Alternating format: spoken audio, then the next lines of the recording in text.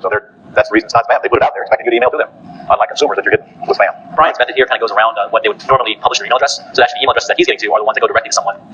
So you're actually coming in sort of as a client or a prospect of theirs. So they read it more openly than someone else's. Right, so tell us the plan, and then we'll discuss these steps. Okay. So basically, you'll have your VA. You'll give them a canned message to go to mortgage broker websites and go to their contact us page. So most businesses have a contact us page, and when you submit something on the contact us page, not only do you not have to worry about not having them on a list or anything like that, but they're most likely going to read 100% of those because it's usually a lead for their business. So you'll have them, because mortgage brokers are having troubles qualifying loans, you'll have a canned message, something to the effect of, and Francis and Ron may be able to help out with what to send to them, but something to the effect of, we know it's really tough to write loans right now, and you probably have a lot of people coming to you that you can't qualify. If you have people that have at least, you can come up with your own number, but at least $2,000 to put down, you just can't seem to qualify them right now. I'll put them into one of my homes, and not only can we work out something where you get a spiff up front, but when I've had them season the loan long enough, I'll bring them back to you so you can write the loan. So basically, normally a mortgage broker would throw those leads out when they can't qualify them, and they may not even get back in touch with them again. This is a chance for them to make money right up front off of their trash leads, and they have the opportunity, knowing that you're going to put them in a home and season the loan, where they can potentially write that loan later. That's great. I want even better. I want to do the same thing with realtors. Yeah, so basically, 50 times more of them. You're turning their trash into treasure, and you're having the mortgage brokers do all the work for you. So instead of going out there trying to find people that can qualify and the buyers for you, you have somebody that's already spending their own money to solicit these people, and you're telling them how much you want down.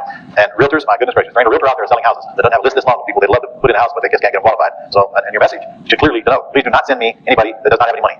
Send me anybody that has over $4,000 or $5,000 that wants to get into a home of their own, and I'll put them in my lease purchase program and help them get in a position where they can ultimately get qualified. And then, of course, here comes this compensation to the realtor, compensation to the mortgage broker discussion. Can I do that? Can I pay them legally? You know what? You pay anybody you want legally. It's their problem, not your problem. If they want to accept the money, then they'll accept the money. The truth is, there's nothing illegal about them referring somebody to you. A realtor can refer you a client, and what they get, they can call it a commission if they want to. They're licensed. A mortgage broker, now you can't make a loan for somebody and pay a mortgage broker cannot share commissions with somebody who's not a mortgage broker. But are you sharing commissions? Are you getting them all? No, they're just sending you a lead. They're performing a marketing function. You're paying them for a lead. You're not paying them for anything that has anything to do with mortgage origination. They get paid for that when your buyer does get cleaned up on the back end. Right, does that make sense to you? Now, will some of them have different opinions about what you can and cannot do? All right, what do you care? The ones who want to check, we'll work with. The ones who don't, they got a hike. Can you imagine the flow of buyers leads you're going to get from a handful of realtors that are actively selling properties, and all mortgage originators and mortgage brokers have a list this long?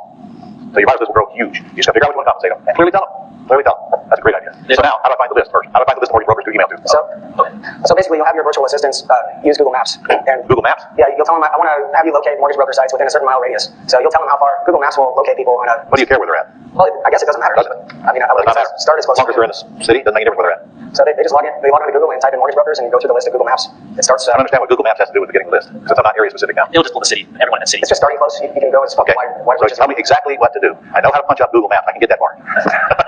Okay, now what? I wish I had a computer up here. Yeah, get to Google Maps, now what? The keyword's basically mortgage brokers Jacksonville. Okay, so I go to keywords and I put in mortgage brokers Jacksonville. Actually, it should be mortgage brokers, mortgage originators, mortgage processors. Each one of those will be an individual search. So mortgage originator Jacksonville, mortgage brokers Jacksonville, have your VA do that one at a time. And then it pops up a list. Correct. And then, of course, if I go to the site, there's a contact us. Yes. And your VA puts the same message in every single one. With a little grunt work involved, right? But only once.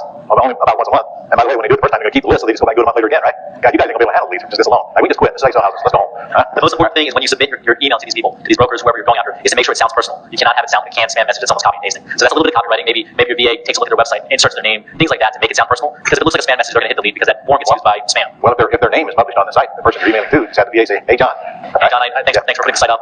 Maybe mention something on the site that caught their eye, why they want to work for them. If they have accolades on the site, have your VA kind of insert that accolade in that message. But the main content of that message stays the same. It's exactly what the purpose is. Yeah, and I don't think it has to be that personal. I mean, if they know you're in their city and that you're looking for buyers in their city, well, I'm not concerned, that's personal enough. And they'll certainly respond. All right, anything else? No, I just wanted to add that this works so well because your open rate is nearly 100%.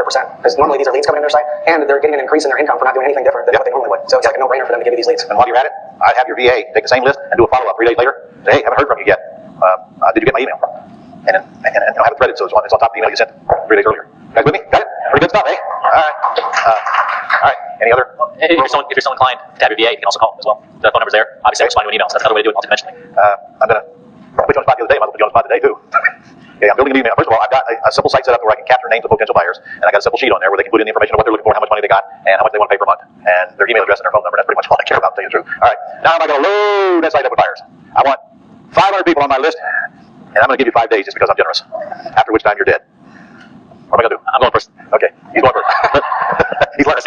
Testing. Good. Yeah. I'm going first this time because I learned my lesson yesterday. Or on Friday. But the first strategy I would use for local buyers is probably press releases. Press releases?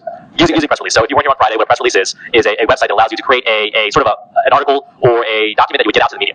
And there's several free press release sites. The one I'll give you right off the top of my head, probably the most powerful one, is prlog.com, or .org, I'm sorry, prlog.org. prlog.org. Okay. And this will allow you to write about 500 word press release about what your service is. And this press release will be about how we are catering to all of those people who can't get qualified for loans, and 82% of the people cannot qualify for loans and want to buy a house. We do not believe that should stop them from buying a house. We understand that if they watch their credit does not make them bad people, and we're on a mission to get people into houses and turn this economy around. All right, that's the press release. That's it. That's the press release. So Okay. exactly what Ron said, put that in your press release, talk about your local area, and have everything go to your squeeze page. Now, if you don't want to use a free tool, I would Page, stop now. This is a real estate class. That's right. Okay. Your lead capture page where you're getting their information that you already I just described. That Ron just described, exactly. You guys go to jackshomedeals.com, jackshomedeals, see my website that they set up, incidentally, and you'll see the page that we have on there to capture the information. Look, I don't care if you just do some simple little page. Hey, we'll sell you this house with these options, no bank qualified, blah, blah, blah, blah, blah, blah. You can take a copy right off my site and then guide them right to that page. In fact, it's probably even better. If you just had those two things on that page. And so you can capture their, get them on your buyers list. That's all you care about. Now, of course, you're supposed to have the houses you have for sale on the same site.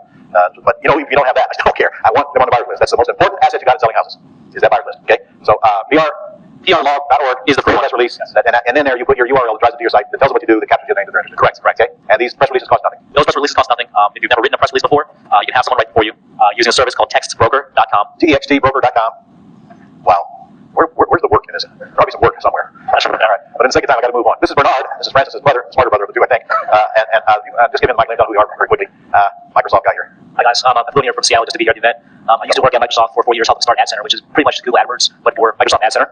So I know exactly what everyone's searching for online, and I know how to get you leads. Okay. So to add to Francis' thing, when you are doing the press releases, make sure that you actually do it in the local area. So you actually select where those press releases are going to be shown. So you can select Jacksonville, Florida. You can select all the surrounding areas, and they give you about 5 options. So make sure that you select it locally. Okay. But the best thing that I would do is actually I'll go right to Google AdWords because 80% of searchers are on Google, and that's the highest search. It's actually the #1 search engine in the world. So if you think about it, the top site is Google, second site is Facebook, and the third is like YouTube. If you go to Google AdWords, you can set up an account, and you can set it up for free, because all you do is type in Google AdWords coupon in Google, and you'll find a $100 coupon floating around there, so you get free advertising. And all you need to do is call up Google, and they'll set up the Google AdWords for free for you, because if you're a new advertiser, what they offer is called a Quick Start program. That means you have 30 days with a Google representative who will build your account, find the keywords, create the ad for you. All you need to do is give them that squeeze page or that landing page that Francis was talking about, and they'll do all the work for you. So now I'll give you two things here. One is a Google Ad Rep, and you also have $100 to use for advertising. So we're talking about pay-per-click here.